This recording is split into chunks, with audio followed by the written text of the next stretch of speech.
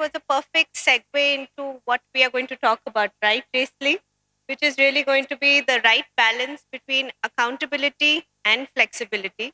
I think 3, 4 years back, when McKinsey said that 9 out of 10 companies will have the perfect hybrid, one would not believe. But the round of hands in the previous session is a testimony to that, where I think 9 out of 10 of you said hybrid is here to stay. And I think I saw one hand up for complete flexibility. So without much ado, I want to say hybrid, yes, may be here to stay, but we'll have to strike the right balance between manufacturing, services, etc. And who better to talk to us is than Jacely? So, Jacely, a couple of questions I'm going to talk to you about and would love to hear your feedback. First thing is, what does flexibility mean? Is it flexibility in location, timing? Employees are expecting a lot today. So, what do you qualify as flexibility? Thank you. I think first of all, thank you for People's Matters and Tech Asia for inviting me on stage today. And I, apart from the audience here, also a warm welcome to the audience remotely, LinkedIn's live. So I think this is an interesting times where, like you say, flexibility. In the olden days, everything is physical. And when we say flexible at work, in the traditional arena is about you can come in later on your time, but you fulfill 8 hours, you go back later, or you come in slightly late, the kind of arrangement. But these days, I think the flexibility is beyond that. I think every one of us experience. Flexibility is not just coming to office in the different times, but flexibility work anywhere. So work anywhere also define into office flexibilities, work from home flexibilities, or work remotely somewhere in a coffees or coffee house. But sometimes we need to be careful a bit because these days there's extended flexibilities that employees are looking at, which is to work in their home country or perhaps working holidays, So I find that these are the increasing trend of flexibilities that people are after. Beyond just work from home, office, work from home or cafe. But the working remotely is something that I think HR need to be mindful of. I think probably later on we can touch a little bit on that. So to me, flexibility is widespread of beyond time but locations. No, that's true. And I come from a automotive industry where, flexibility, you cannot make tire at home. So, flexibility means very different in the manufacturing sector. And then it's more about which jobs can afford flexibility because it is not a golden rule for everyone. And that is why very important to balance flexibility or the hybrid work arrangement as we really talk around. Now coming to the next step, that now that hybrid is here to stay, whether it's for few jobs, all jobs, everyone, there are a lot of process changes or enablements that as HR, as teams, as leadership, we need to do. So in your opinion, what is it that you're seeing change, which is going to be a way of, working in, say, HR processes, engagement practices, leadership practices, or as simple as work office arrangement, how the office looks, how do you attract people to come back to work? Anything you've done or anything you've seen? Sure. I think we have wrapped up quite nicely, which basically is comprised of three things that I could summarize. One is technologies, the other one is peoples, and the other one is culture. Yeah. So technology-wise, I remember back then before even COVID, VPN, work remotely, is not a given. It's a request, a request to trust. Therefore, when COVID hit, we started to scramble how to ramp up the license for VPN. So that was a technology space. Then, for the policy-wise, then we realized that, how about onboarding? How are we going to onboard people? And I think gone day of 2 years practical way of how we handle onboarding remotely, on time, or even sometimes people can't turn up because of COVID their family is facing, and we have to be agile and quickly send the PC to their home for onboarding. So there's a technology change and processes had to evolve in HR arenas. And when it came to engagement, I think engagements or culture itself is something fascinating in the change of the flexibilities. Because in the past, we all work together in the same office, We have fun, we have dinner, we have lunch, and we have water cooler talks, and all this has gone away. So how are we going to substitute it from HR standpoint? Because the connections of the camaraderies and the connections of people relationships has faded. In my organizations, at first we advocate for, yes, managers, we all have to engage our people, doing regular check-in and make sure that they're well, but not as in every time about work. Check their well-being, make sure that they are fine, they are gotten all the support. And beyond that, as of to now, we have moved from the one-on-one engagements of the check-in, but to encourage online games. So I know this is evolutions because hybrid, right? I think most people here has raised their hand, they still prefer hybrid. In my organization, we're still doing A and B. So people are not seeing A, some people are not seeing B, but then we have online where we do games every bi-monthly. Can be anything. An engagement model for you. Yeah, so the games can be like get to know about you, then they can share things about what they're doing in their free times. So these are the configurations that make people tied off to the sense of belonging. And apart from that was the other one, which is the coaching. So we try to bring in the culture of coaching. Initially it was on-site, now become remote. And we quickly have to switch our gear to coach virtually and help our leaders knowing how to coach people virtually versus personally. So these are the shift and change of the landscapes of these flexibilities. I think you touched upon a lot of things, including culture, people management, leadership, and engagement, which is very important. And much of it will be part of the regular processes now onwards rather than one-off processes. I think it's an evolving process. Like correct. We don't know what's next, and we also always have to innovate the way, so that people feel that say something's different. So I think a good point you touched upon, and the next point for me would be really to ask about is there are challenges. As HR, we will be lying if we say there are no challenges to hybrid. It's so much based on trust that's the reason that there's a topic today called accountability versus flexibility. Many organizations today are struggling with this sense of entitlement, right? Which is where hybrid has become a sense of entitlement, that there is no yes or no to be given or taken. So what for you are the biggest challenges in managing this flexibility and yet trying to bring in accountability? You know, interestingly, before COVID, my daughter, she's a teenage. She says that, hey, mommy, I want to work in a company that's only work from home. Back then, it was not so popular. I told my daughters, you know, work from home is something that you need to earn. It's something that you need to demonstrate that you are accountable, you are trustworthy, and therefore your manager say, okay, I don't have to bother what you're doing, you just deliver the output. Yes. Wow. Little that surprise, the moment that COVID hits, everything had changed. Today I have to come back to her and say, yeah, anyway, you can work with any company now. Most of the companies provide hybrids or even work from home. It's here to stay. Yeah, it's here to stay. Yes. So the challenge is, what we thought 2 years ago, it might not happen at that stage. So the challenge that most of the HR professionals or today's in my organization, I think is I will categorize in two areas, which is one, managers mindset, and the other one is employees. I think managers' mindset is they're still having concern about whether or not are they working 100% at work, are they left alone, what are they doing, are they spamming all the Netflix? I think it's the mindset. So the challenge is how do we educate the managers to give empowerment and assurance that with all these, that our employees are still working, you know, still deliver.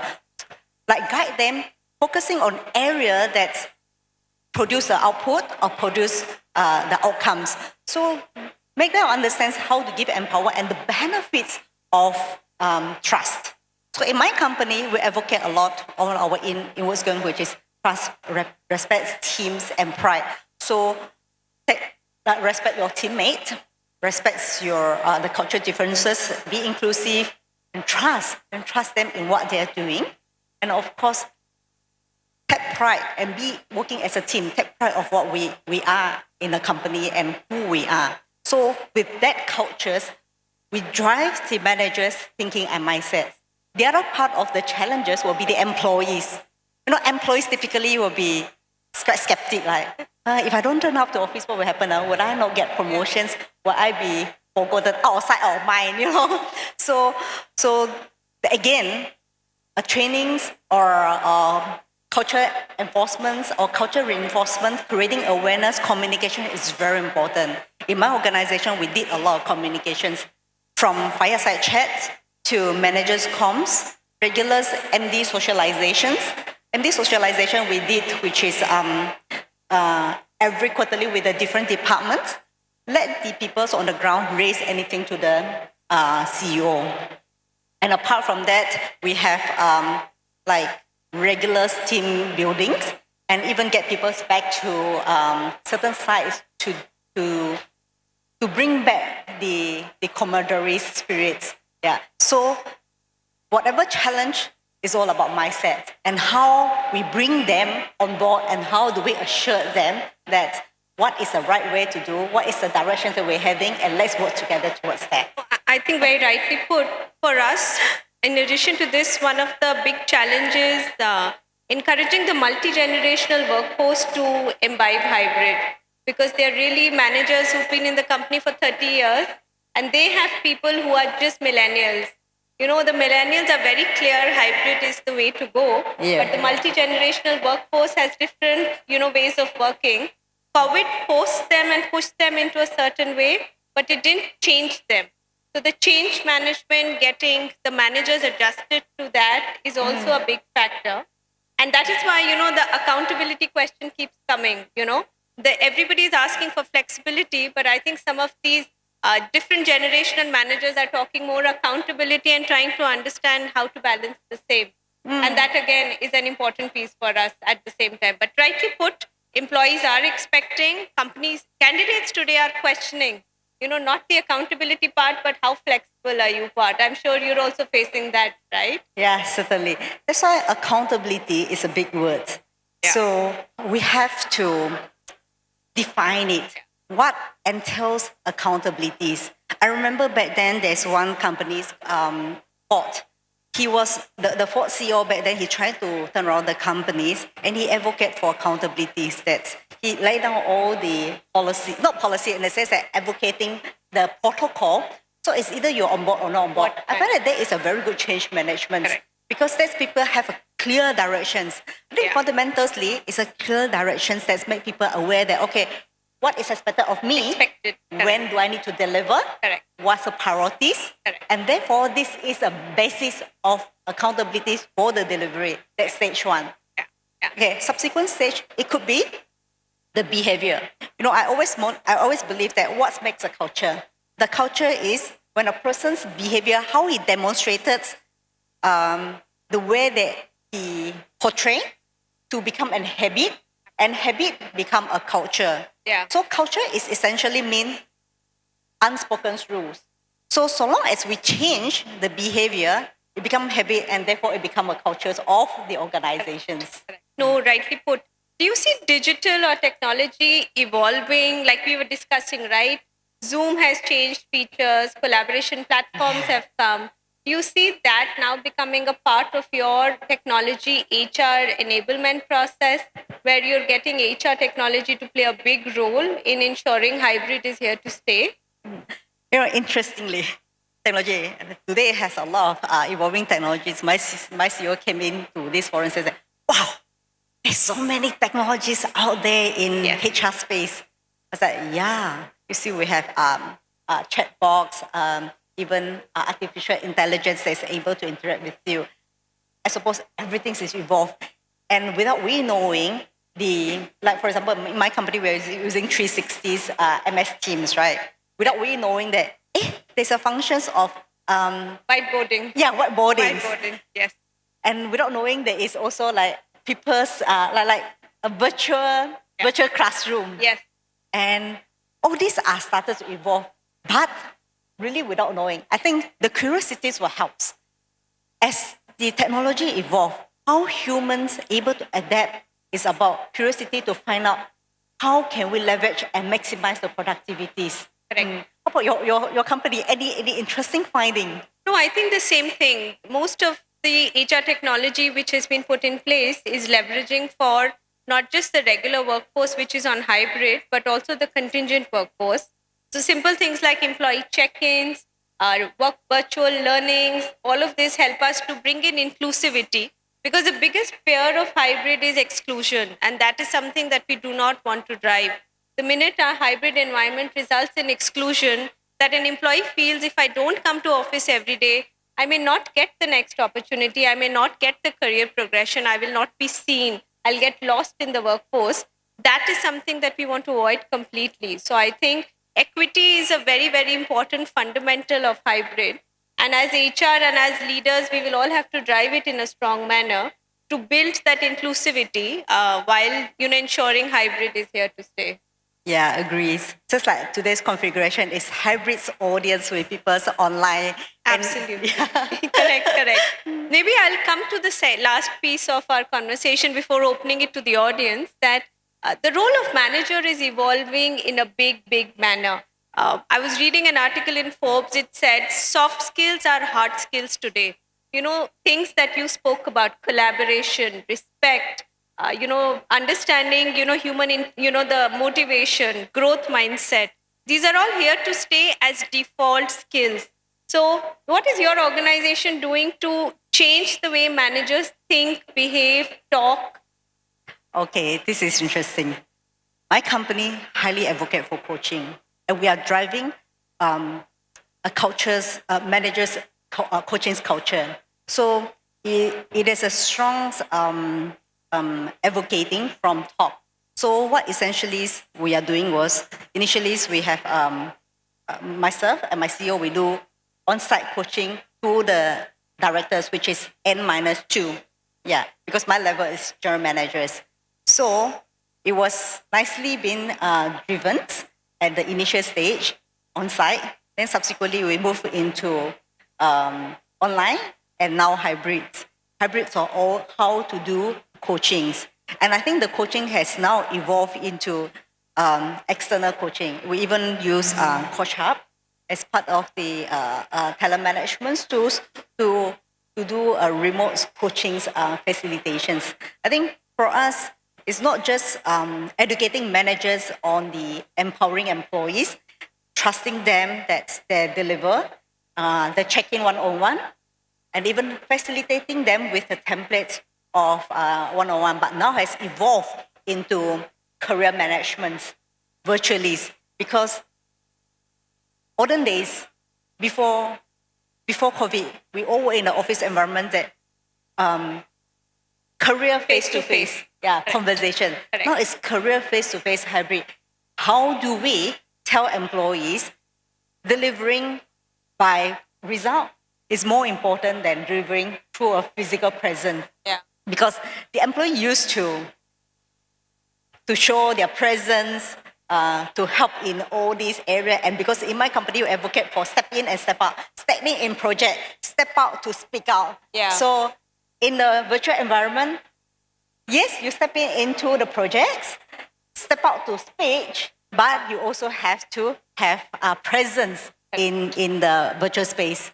Because before that, everyone get to see each other, right? Then now online, some of them are shy that they refuse to on the videos. So we advocate that, okay, let's have photos, everyone to have a photo to ensure that we don't forget each other. And then the next one is, perhaps recently I just received the avatar from HR Tech. I thought that would be interesting. Maybe that would be a moving forward trend, right? For us to work in the avatar world in virtual coachings or virtual management. I thought that could be the next phase. But so today's stage is presence online. Yeah. I also see a lot of companies today looking at, how do we preserve our culture? Because culture is built by being together, by talking about the same practices together, etc. So any practice that your company is doing, like I'll share what we are doing. We say, okay, hybrid is here to stay. There is one day that everybody comes to office, so that we all feel that sense of belongingness, the camaraderie, and different days in different offices. So, it's not necessary that globally same day in all offices, but it just ensures that, at least one day we all feel that sense of belonging, togetherness, which could just trigger with town halls, luncheons, etc. Anything that you're doing in that aspect? We don't have like single days, everyone's come back together, but we have a lot of external team building. Like this coming program will be the manager's day out. So the manager day out, we book a hotel that we're going to play like food hunting. Okay. Yeah. Okay. So that's one. The other one will be our family days where we will bring their families for beach cleaning. Okay. So we will still bring in the traditional methods in where to supplement where people don't get to see each other. Sorry, go back to earlier where you said about the remote process changes. One of the things that I would like to make up what my company is doing is we did training on sales presentations or sales skills upgrading. We call it sales value presentations. So for the sales, to demonstrate how they present and sales to a remote environment. And so you may surprise, we thought that everybody are equipped with that. When our salespeople present, they only engage people on in the room. They forgot that people are on the call. And this is a conscious training that we have to incorporate in to tell our salespeople that don't forget, every company out there is doing hybrid. And the people who are on the line can be the decisions maker. When you ask people in the room what's their opinions or any questions, we tend to forget people on the line. So that was part of the like culture upskilling changes, and upskilling at the same time. That's we great. did in our organization to ensure that our salespeople are not neglecting anyone online. Correct. Interesting. Thank you. Thank you so much, Jacely. Maybe I'll open it up for the audience if there's any question and any practices that you are doing which is maybe unique or worth sharing. More specifically, even in the manufacturing sector, happy to open it up.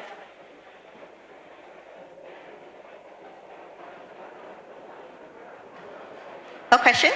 No questions? It's good news and bad news both, I think right? we have shared quite a lot. Yes. We have one question here. Hi, thank you for sharing earlier. Earlier on in the conversation, we talked about the flexibility, and now employees are also expecting or requesting to work from home country or work from a foreign, like a holiday destination, then combine that with working remotely. So how are your companies dealing with such requests? How are you enhancing your policy? And any guide on dealing with, for example, small changes like a difference in time zone, also any local regulations that we have to watch when we allow our employees to work overseas for a prolonged period. Thank you. This is a very good question, which I supposed to address it, which I forgot. Yes, we see an increasing trend, People say that, I have a very sick parent in my home country. I want to go home. So, few things that you need to take note.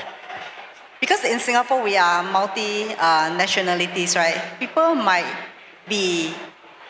not be, when they say home country, they might not be their nationalities, So first question is, so your home country, is it where your nationality is? Because if it's not, then it will be employment pass issues. Because if your manager allowed you to work remotely, so are we violating the country legislations, which is illegal worker, number one. Number two, tax implications. So is there any tax treaty between the country?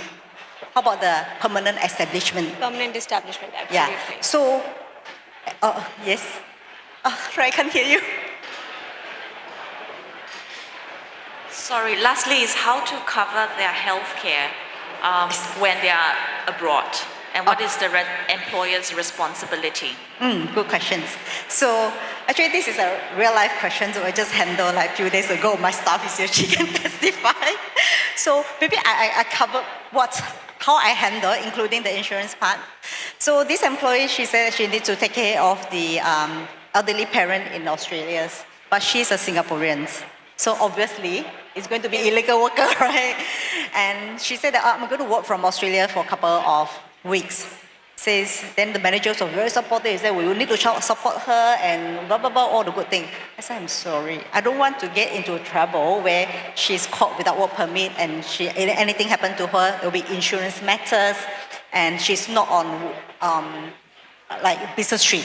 You know, business trip, we have business trip insurance coverage. So lucky those that our insurance cover internationals.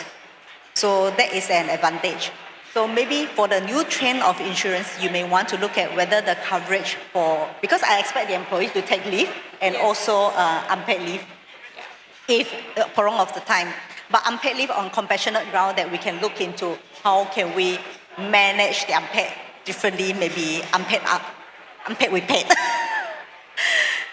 Where else for the insurance, of course the employees need to be known that they are on their personal trip, they need to have their personal coverage. But of course, happen to be my companies, we provide international coverage for medicals, so which even employees on leave. So this is a safe part. And this is international medical coverage for all global employees or only international employees? No, because this is a local insurance, Okay. and therefore because the employee is legally on leave. Yeah. So it's not that she is overseas trip Got for it. business trip, because business trip will be different policies. Yes. On leave is Travel another insurance. policies. Yeah. So I mean insurance policies. So it's still covered under the local insurance provider. I hope that I answered your questions. Yes. So for us, actually, it's working from anywhere is a policy. You can work from anywhere, but within time frame. So we say, not beyond 2 weeks. So even if they want to go, unless there are exceptional circumstances.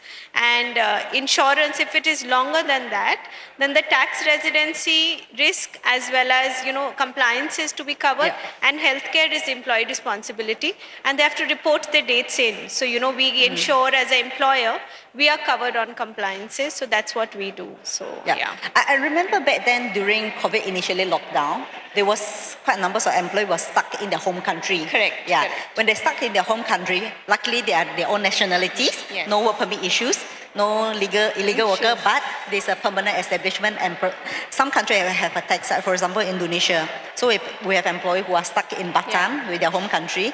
So we told them that because you have prolonged times in Indonesia, you need to declare your own tax. Taxes Yeah. there. So we have to make it clear to them. And during that period, it was a lot of checking and finding. We have to work with the tax authorities, yeah. tax agency, Yes, like yes, KPMG, yes. all this, to give us an advice which countries and which are employees. That's why it's very important for us to communicate with the manager. Any of your employee who request to work remotely, you need to inform Yes. HR. You don't happily say, yeah, they're still working well. I don't care where they work. You don't care where they work within Singapore the Island tax is okay, residency. but not outside. Correct. Any other question as we run closer to our schedule?